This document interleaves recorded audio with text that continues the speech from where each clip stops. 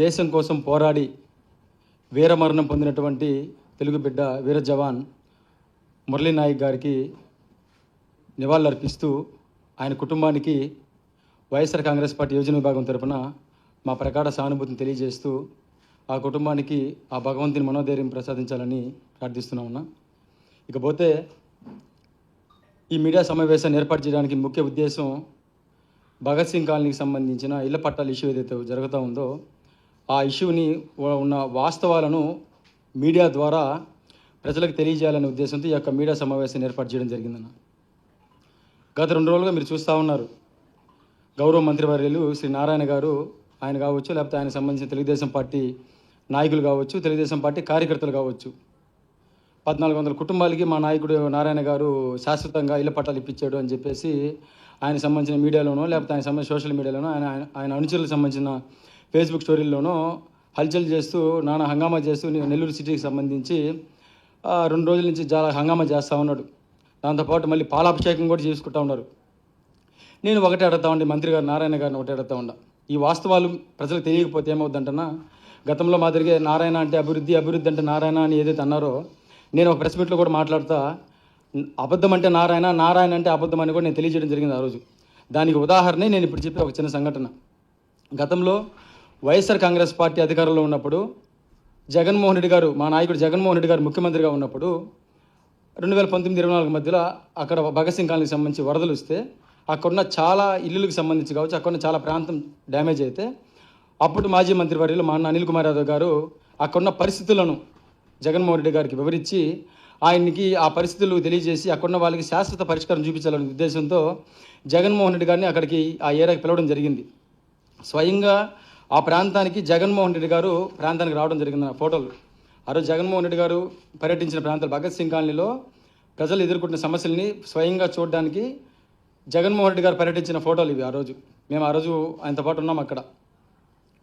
ఆ రోజు ఆయన స్వయంగా ఆ ప్రాంతానికి వచ్చి ఆ ప్రాంతంలో జరిగిన ఏదైతే ఇబ్బందులు, ఏదైతే అక్కడ సమస్యలు ఉన్నాయో ఆ ప్రాంతంలో ఉన్న ప్రతి ఒక్క పరిస్థితిని ఆయన క్షుణ్ణంగా పరిశీలించి అక్కడున్న బాధితులు వాళ్ళందరినీ కలుసుకొని వాళ్ళతో మాట్లాడినప్పుడు వాళ్ళు ఎంతో బాధతో, వాళ్ళు ఎంతో ఆవేదనతో వాళ్ళు చెప్పిన సమస్యలను విని ఈ సమస్యకి ఎట్లయినా సరే శాశ్వతంగా పరిష్కారం చూపాలి, మళ్ళీ ఈ సమస్య వస్తూ ఉంటే ఇట్లా ఇబ్బందికరమైన పరిస్థితి చేయడం కరెక్ట్ కాదు, ఈ సమస్యకి పరిష్కారం చూపాలన్న ఉద్దేశంతో తక్షణమే అక్కడి నుంచి ఆయన 100 కోట్ల రూపాయలను రిటర్నింగ్ వాళ్ళకి సంబంధించి నిధులను అక్కడికక్కడ శాంక్షన్ చేయడం జరిగింది.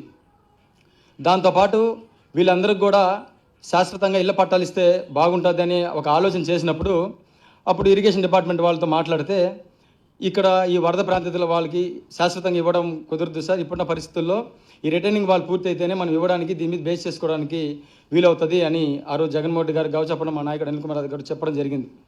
అప్పుడు ఇమీడియట్గా మా నాయకుడు జగన్మోహన్ రెడ్డి గారు ఆదేశాలు ఏమి ఇచ్చాడంటే, ముందు ఇక్కడ నివసిస్తున్న ప్రజలందరికీ కూడా దాదాపు ప్రతి ఒక్కరికి కూడా ముందుగా పొజిషన్ సర్టిఫికెట్లు ఇవ్వండి, రిటర్నింగ్ వాళ్ళకి సంబంధించిన పనులను త్వరితగతిన యుద్ధ ప్రాతిపదికన ప్రారంభించి తొందరగా పూర్తి చేసి ఆ కుటుంబాలకి ఖచ్చితంగా త్వరగా కూడా మనము ఇల్లు పట్టాలు ఇచ్చే కార్యక్రమం చేపట్టాలని చెప్పేసి ఆదేశాలు ఇవ్వడం జరిగింది ఆ రోజు.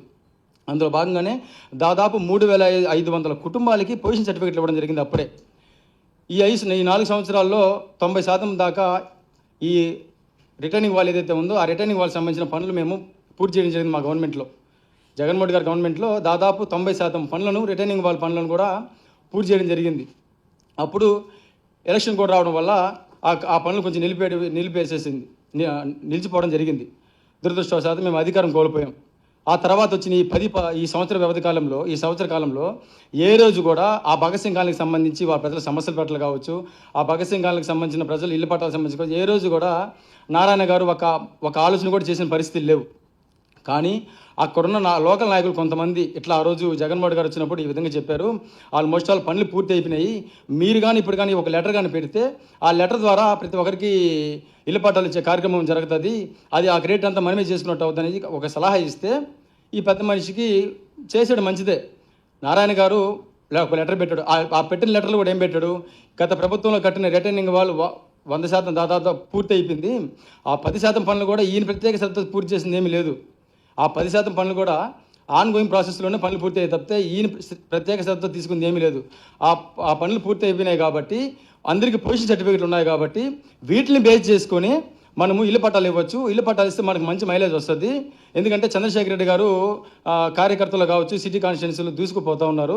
ఇట్లాంటప్పుడు మనం ఇట్లా కార్యక్రమం చేస్తే మనకు ఒక మంచి మైలేజ్ వస్తుంది అనే ఒక ఉద్దేశంతో పెట్టాడు. ఈయన ఒక లెటర్ పెట్టాడు, ఇదే లెటర్ పెట్టాడు, నేను చెప్పడం కాదు. వాళ్ళు ఏ లెటర్ పెట్టారు అనేది కూడా మీరే మంత్రి గారిని అడగండి. ఆ లెటర్ చూపించమనండి. ఇరిగేషన్ డిపార్ట్మెంట్కి ఏ లెటర్ పెట్టారు అనేది మీకే తెలుస్తుంది. పెడితే ఈయన లెటర్ పెట్టాడు, క్యాబినెట్ ఆమోదించింది, సంతోషం. 14 వాళ్ళకి మంచి జరగాలన్న ఉద్దేశంతో మా జగన్మోహన్ రెడ్డి గారు ఆయన ఆశీస్సులతో వైఎస్ఆర్ కాంగ్రెస్ పార్టీ తలపెట్టిన కార్యక్రమాన్ని పూర్తి చేసే సంతోషం. కానీ మొత్తం మేమే చేసాము, ఆ పని మొత్తం మేమే పూర్తి చేసాము, రిటర్నింగ్ వాళ్ళు కూడా మా ప్రభుత్వంలోనే కట్టాము, వీళ్ళ సమస్యల పట్ల మేమే చేసాము అని చెప్పుకోవడం దౌర్భాగ్యం అని తెలియజేస్తూ ఉంటాం. నిజంగా మీకు భగత్ సింగ్ కాలనీ పట్ల, ప్రజల పట్ల కావచ్చు, అక్కడున్న స్థానికుల పట్ల మీకు అంత చిత్తశుద్ధే ఉండుంటే 2014-2019 మధ్యలో మీరే మంత్రిగా ఇదే సాగున్నారు కదా. దశాబ్ద కాలం నాటి సమస్యకి ఆ 5 సంవత్సరాల్లో మీరు ఎందుకు సమస్యకి పరిష్కారం చూపలేకపోయారని మేము సూటిగా ప్రశ్నిస్తూ ఉండ. ఎందుకంటే కనీసం మీకు ప్రజల పట్ల కావచ్చు, ప్రజల తరపున కావచ్చు, వాళ్ళు ఎదుర్కొంటున్న సమస్యల పట్ల కావచ్చు కనీసం అవగాహన లేదు కాబట్టే మీకు దాని గురించి తెలియలేదు, మీరు దాని గురించి పట్టించుకోవాలా. మా ప్రభుత్వం అధికారంలోకి వచ్చిన తర్వాత మాకు సమస్యల పట్ల, స్థానికులు ఎదుర్కొంటున్న ఇబ్బందుల పట్ల మాకు అవగాహన ఉంది కాబట్టి ఆ సమస్యల్ని మేము పరిష్కరించే దిశగా మేము పనిచేసాం కాబట్టి ఈరోజు అన్ని పనులను మేము పూర్తి చేసుకుంటూ వస్తూ ఉన్నాం. మేము చేసిన పనులని మేము పూర్తి చేసిన పనులని మీరు చేసుకుని మీరే పూర్తి చేసినట్టు డబ్బా కొట్టుకొట్టు సోషల్ మీడియాలో బాగాలు ఉన్నట్టు మీ అనుకూల మీడియాతో చేసుకోవడం ఎంతవరకు సమంజసమో ఒకసారి ఆలోచన తెలియజేస్తా ఉన్నా. ఇకపోతే మొన్నటిదాకా అభివృద్ధి అంటే నారాయణ అభివృద్ధి అని చెప్పిన పెద్ద మనుషులు ఈరోజు ఆయనకి మరొక కొత్త పేరు పెట్టారు, పార్కుల మంత్రి అంట. ఆయన అభివృద్ధి నారాయణ కాదంట, పార్కుల మంత్రి. ఏందయ్యా అంటే ఆయన వచ్చిన తర్వాత పార్కులన్నీ సస్యశ్యామలంగా సుందరవనంగా తీర్చిదిద్దుతున్నాయని చెప్పేసి వచ్చి ఎప్పుడు వస్తాడో తెలియదు, ఎప్పుడు పోతాడో తెలియదు. వచ్చినప్పుడల్లా పలానా పార్క్ అంటాడు, టకటక అంటాడు, ఓపెనింగ్ అంటాడు, చేసేస్తాడు. తీరా చూస్తే అది ఎంత పెద్ద స్కామ్ అంటే, పార్కుల స్కామ్ అది ఎంత పెద్ద అంటే ఒక తెలుగుదేశం పార్టీలో స్కాములు అనేది పరిపాటిగా మారిపోయింది. కార్యకర్తల లెవెల్లో ఒక స్కాము, బి గ్రేడ్ నాయకుల్లో ఒక స్కాము, ఏ గ్రేడ్ నాయకుల్లో ఒక స్కాము. ఈ కార్యకర్త సంబంధించిన స్కామ్ ఎట్లా ఉంటుందంటే, ఇది 2019-24 మధ్యలో మా ప్రభుత్వంలో జగన్మోహన్ రెడ్డి గారి హయాంలో చేసిన పార్కులు, ఇది ఎలంవర్దిన పార్కు, ఒకటి బలిజిపాలెం పార్కు, ఇంకోటి మెట్టపాలెం పార్కు, దాదాపు 3 పార్కులకు సంబంధించి నోడా అప్రూవల్తో 2 కోట్ల పైచిలుకుతో మేము పార్కులు పూర్తి చేయడం జరిగింది. ఆ రోజు 2 కోట్ల వ్యయంతో పార్కులను పూర్తి చేయడం జరిగింది. ఈ ప్లేసులు ఈ విధంగా రావడానికి కారణం, ముందుగా అక్కడ జంగిలు, ఒక అడవిలాగా అక్కడ ఆ ప్రాంతంలో గందరగోళంగా ఉంటే దాన్ని క్లియర్ చేసుకోవడానికి స్థానికులందరూ అభ్యర్థిస్తే మా గవర్నమెంట్లో జగన్మోహన్ రెడ్డి గారి ఆశీస్సులతో ఈ యొక్క పార్కులని మేము నీట్గా దాదాపు 2 కోట్ల వ్యయంతో ఖర్చు పెట్టి కట్టించి మా ప్రభుత్వంలోనే మొదలుపెట్టే మా ప్రభుత్వంలోనే ఓపెన్ చేసాం ఈ పార్కులన్నీ కూడా. ఇవన్నీ అప్పుడు ఫోటోలు ఇవన్నీ కూడా చేసి ఆ పార్కుల మెయింటెనెన్స్ కోసం ఒక 2 మనుషుల్ని పెట్టి, ఆ పార్కుల మెయింటెనెన్స్ కోసం 2 మనుషుల్ని పెట్టి, అక్కడున్న పార్కుల్లో మంచినీళ్ళు పట్టడం కావచ్చు, గడ్డి ఏదైనా పెరిగితే దాన్ని చేయడం కోసం అని ఒక 2 మనుషుల్ని పెడితే ప్రభుత్వం అధికారం మారిన తర్వాత నుంచి, కూటమి ప్రభుత్వం అధికారం మారిన తర్వాత నుంచి అక్కడున్న పార్కులో పనిచేసే నాయకులను తీసేశారు. కొంతమంది పని వాళ్ళని తీసేశారు.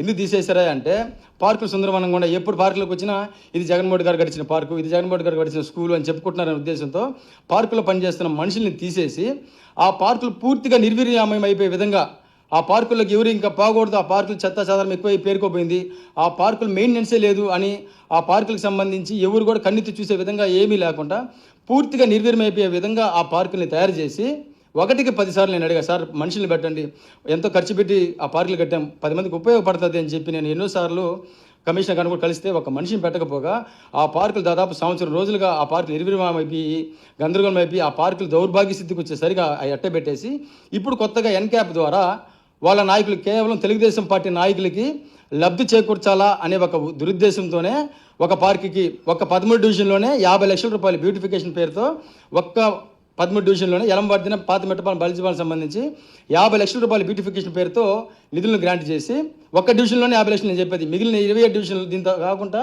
27 డివిజన్లు ఎన్ని కోట్ల రూపాయలు ఈ విధంగా జరుగుతుందో ఆలోచించండి. కేవలం బ్యూటిఫికేషన్ అనే పేరుతో వాటికి అద్దులు ఒక డెకరేషన్ లాగా చేసి అవి ఓపెన్ చేసి ఆ పార్కులు మొత్తం మేమే చేసాం, పార్కులు గత ప్రభుత్వం ఏమీ చేయలేదని చెప్పుకోవడానికి మాత్రమే ఈరోజు తెలుగుదేశం ప్రభుత్వం ఆ పార్టీ నాయకులకు కావచ్చు, కార్యకర్తలకు కావచ్చు లబ్ధి చేకూర్చాలనే ఉద్దేశంతోనే ఎన్క్యాప్ గ్రాంట్ ద్వారా ఆ పార్కుని స్టార్ట్ చేసి మేము చేసిన పనులు కూడా వాళ్ళు పునఃప్రారంభించుకుని మేమే పనులు చేసాము, మేము అభివృద్ధి అంటే నారాయణ పార్కుల మంత్రి నారాయణని చెప్పించుకోవడానికి ఈ విధంగా చేశారు తప్ప ప్రజలకి ఏ విధంగా పరిస్థితిలో ఈరోజు లేదు. ఇప్పుడు ఈరోజు ఆ పార్కుల్లో పెట్టే ఆ జిమ్ ఎక్విప్మెంట్స్ కూడా సిఎస్ఆర్ గ్రాంట్ ద్వారా ప్రైవేట్ కంపెనీలు వాళ్ళు ఏదో 1%తోనో ప్రైవేట్ కంపెనీలు కొన్ని ఇస్తూ ఉంటాయి. జిమ్ ఎక్విప్మెంట్స్ కావచ్చు, ఇవి వాళ్ళు వర్క్లు చేసుకున్నప్పుడు కొన్ని ఇస్తుంటారు. ఆ గ్రాంట్ ద్వారా తీసుకొచ్చారు, ఫ్రీగా ఇస్తే తీసుకురావడం కూడా సంతోషమే. ఇక్కడ భయపడాల్సిన విషయం ఏంటంటే తెలుగుదేశం ప్రభుత్వంలో ఏదైనా పని చేస్తే రూపాయి ఆదాయం లేకుండా ఏ పని చేయరు. అట్లాంటి ఒక ఉచితంగా ఒక పని చేశారంటే ప్రజల మీద ఫ్యూచర్లో ఏం భారం పడుతుందో అనే భయంతో ఆందోళన ప్రజలు ఉన్నారు. ఈరోజు ఈ పార్కులు ఓపెన్ చేస్తూ మంత్రి నారాయణ గారు ఒక మాట అన్నాడు, మేము ఈ సమ్మర్లో పిల్లలకి మేము గిఫ్ట్గా ఈ పార్కులను ఓపెన్ చేస్తున్నామని చెప్పేసి మాట్లాడడం జరిగింది. నిజంగా నీ కార్యకర్తలకి లబ్ధి చేకూర్చాలన్న ఉద్దేశంతో నీ పనులను తలపెట్టి ఈరోజు నువ్వు పనులు ఒక్కొక్క నాయకుడికి ఒక్కొక్క ఊరిలో ఒక్కొక్క నాయకుడికి పని ఇచ్చేసి ఆ డబ్బుల్లో సగం మిగిల్చుకొని జోబులు వేసుకోమని నువ్వే స్వయంగా వాళ్ళకి సలహాలు సూచనలు ఇచ్చి ఓపెనింగ్ టైంలో వచ్చి పిల్లలకి నేను బహుమతి ఇస్తున్నానని చెప్పడం ఎంతవరకు సమంజసమో తెలియజేస్తా ఉన్నా. మీరు నిజంగా పిల్లలకి గిఫ్ట్ ఇవ్వాలనుకుంటే అమ్మఒడి ఇండి పిల్లలతో పాటు తల్లిదండ్రులు కూడా ఆ పార్కులో కూర్చొని నిజంగా మాకు నారాయణ గారు గిఫ్ట్ ఇచ్చారు అనుకుంటారు. యువకులకి నిరుద్యోగ వృత్తి ఇవ్వండి, మాకు ఇచ్చిన హామీ ప్రకారం మాకు నిరుద్యోగ వృత్తి ఇట్లాగా ఇచ్చిన హామీల పట్ల మీరు చిత్తశుద్ధితో మీరు ఈ హామీలు అమలుపరచండి తప్ప మేము చేసిన పనులకి మీరు రంగులు వేసుకోవడం, మేము ప్రారంభించిన పనులను మీరు పునఃప్రారంభించుకోవడం, మేము శంకుస్థాపన చేసిన పనులు పూర్తి చేసిన పనులను మీరేదే చేసుకున్నట్టు బాకాలు ఊది మీ డబ్బా ఛానల్లో ఈ విధంగా మీ పచ్చ మీడియాలో ఈ విధంగా చెప్పుకుంటూ కాలం గడపడం అనేది కరెక్ట్ కాదు. జగన్మోహన్ రెడ్డి గారి అభిమానిగా వైఎస్ఆర్ కాంగ్రెస్ పార్టీ కార్యకర్తగా ఈరోజు ఒకటే గర్వంగా మీడియా ముఖం కూడా చెప్తా ఉన్నా, మా 5 సంవత్సరాల పరిపాలనలో 2019-2024లో కరోనా లాంటి కష్టకాల పరిస్థితుల్లో కూడా 5 సంవత్సరాలు జగన్మోహన్ రెడ్డి గారి అభిమానిగా ఒకటే నేను ఛాలెంజ్ చేస్తూ ఉన్నాయి. ఈ తెలుగుదేశం పార్టీ నాయకులు కావచ్చు, కార్యకర్తలు కావచ్చు, ఎవరైతే సంబరాలు చేసుకున్నారో వాళ్ళకి నేను సూటిగా ఛాలెంజ్ చేస్తూ ఉన్నా. 5 సంవత్సరాల్లో మా ప్రభుత్వం ఇది మొదలుపెట్టింది, ఇది పూర్తి చేసింది అని మేము 100 పనులు చేసి చూపించగలుగుతాం. ప్రూఫ్స్తో సహా మీకు చూపించగలుగుతాం. ఈ పని మా ప్రభుత్వంలో మొదలు పెట్టాము, మా ప్రభుత్వంలోనే మేము పూర్తి చేసామని ధైర్యంగా గర్వంగా చూపించగలుగుతాం. ఒక్క తెలుగుదేశం పార్టీ నాయకుడైనా సరే, ఒక్క తెలుగుదేశం పార్టీ కార్యకర్త అయినా సరే 2014-19 5 సంవత్సరాలు, ఇప్పుడు 1 సంవత్సరం, 6 సంవత్సరాల్లో ఇదిగో మేము ఈ పని మొదలు పెట్టాం, మా ప్రభుత్వం హయాంలో ఈ పని మేము పూర్తి చేసామని ఒక్క సిటీ కాన్స్టిట్యూన్సీలో ఉన్న ఒక్క తెలుగుదేశం పార్టీ కార్యకర్త నాయకర్త చెప్పగలడని, మీ గుండెల మీద చేయేసి చెప్పగలడని మీడియా ముఖంగా నేను ప్రశ్నిస్తా ఉన్నా. చెప్పలేరు. ఎందుకంటే మీరు చేసేది ఏమీ ఉండదు. మేము చేసిన పనులకి ఈ విధంగా మీరు రంగులు వేసుకోవడం, మేము ఫ్లైఓవర్ కడితే దానికి మీరు రంగులు వేసుకోవడం, ఈ ఫ్లైఓవర్ మేమే చేసామని చెప్పుకోవడం, ఇట్లా ఒకటి కాదు. మైపాడు రోడ్డుని నీట్గా డబుల్ రోడ్ చేసి 10 మందికి ట్రాఫిక్ లేకుండా సమస్య క్రియేట్ చేయాలని మేము మా ప్రభుత్వంలో జగన్మోహన్ గారి ఆశీస్సుతో ఆ రోడ్డుని మొదలు పెడితే ఆ జాఫర్ సాబ్ కెనాల్ పక్కన ఇప్పుడు నువ్వు అంగళ్ళు పెట్టించి అక్కడ ట్రాఫిక్ సమస్య క్రియేట్ చేసి గందరగోళం సృష్టించి దాన్ని కూడా రేపు పాలాభిషేకం చేసుకునే పరిస్థితులు నువ్వు ఉండవు నారాయణ గారు, గుర్తుపెట్టుకోండి. అంతే తప్ప ఒక్కటి కూడా మీ సొంతంగా ఒక పని చేసింది కూడా లేదని మీకు సూటిగా తెలియజేస్తూ 2019-24 మధ్యలో మేము ఎన్ని పనులు చేసామో, మేము ఈ విధంగా చేసామో అనేది మేము ధైర్యంగా గర్వంగా మేము చెప్పగలుగుతాం.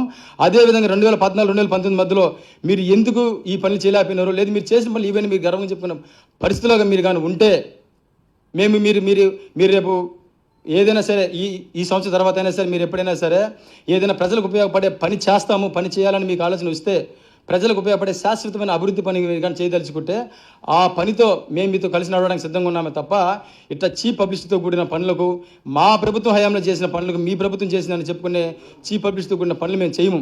నిజంగా మేము చెప్పుకోవాలనుకుంటే 2019 మా ప్రభుత్వం జరిగిన 100 పనులు కూడా మేము అనేక రకాలుగా పబ్లిసిటీ మేము చెప్పుకునే వాళ్ళమి, కానీ మేము చెప్పుకోవాలా. ఎందుకంటే ఆ 5 సంవత్సరాల్లో కూడా ప్రజలకు ఉపయోగపడే పనులు కావచ్చు, ప్రజల తరపున పోరాడాలనుకున్న పనులు కావచ్చు, ప్రజలకు ఏ ఉపయోగపడతాయో అవి చేయడానికి మేము ముందుకొచ్చి మా నాయకుడు జగన్మోహన్ రెడ్డి గారు ముందుకెళ్ళాడు తప్ప ఏ రోజు కూడా చేసిన పనులకి భారీ ఎత్తున పబ్లిసిటీ ఇచ్చుకోవాలా, భారీ ఎత్తున మేము చెప్పుకోవాలని ఆలోచన మేము చేయాల. కానీ ఈరోజు మీరు చేస్తుంది ఏంటి? కేవలం డైవర్షన్ పాలిటిక్స్, కేవలం మేము చేసిన పనులకి మీరు రంగులు మెరుపులు దిద్దుకోవడం, మీరు పేర్లు మేము చేసిన పనులకి మీ పేర్లు పెట్టుకోవడం, మేము ఓపెన్ చేసిన కార్యక్రమాన్ని మీరు పునఃప్రారంభించుకోవడం, డబ్బాలు కొట్టుకోవడం తప్పితే మీరు చేసింది ఏమీ లేదని తెలియజేసుకుంటూ, జగన్మోహన్ రెడ్డి గారి ప్రభుత్వంలో సస్యశ్యామలంగా ప్రజలందరూ ఎంతో సంతోషంగా ఉన్నారు. మీ కూటమి ప్రభుత్వం ఇచ్చిన సరక నరకయాతన అనిపిస్తున్న ప్రజలనే దానికి చిన్న ఉదాహరణే.